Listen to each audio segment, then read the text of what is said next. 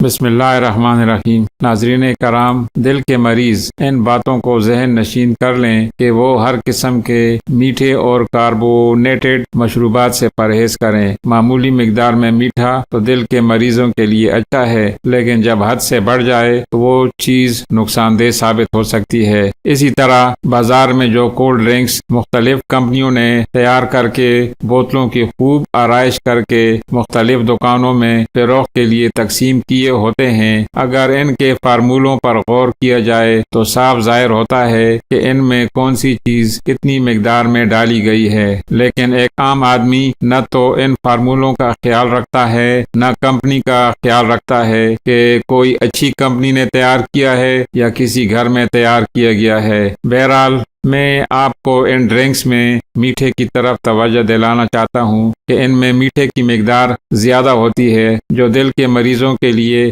اچھی نہیں ہے، کیونکہ چینی انسان کے بدن کے اندر جائے گی تو اس نے خون کو گاڑھا کرنا ہی ہے، اور خون کا گاڑھا ہونا دل کے مریضوں کے لیے نقصان دہ ثابت ہوتا ہے، کیونکہ گاڑھا خون شریانوں کے اندر اچھی طرح حرکت نہیں کر سکتا۔ لہٰذا اس ویڈیو کا بنیادی مقصد بھی یہی تھا کہ میٹھا دل کے مریض کے لیے نقصان دہ ہے اور اس سے پرہیز کرنے کی اشد ضرورت ہے، خاص کر کولڈ ڈرنکس کسی بھی صورت دل کے مریضوں کے لیے بہتر نہیں ہے۔ ناظرین، اگر ویڈیو اچھی لگے تو لائک اور شیئر کریں۔ شکریہ۔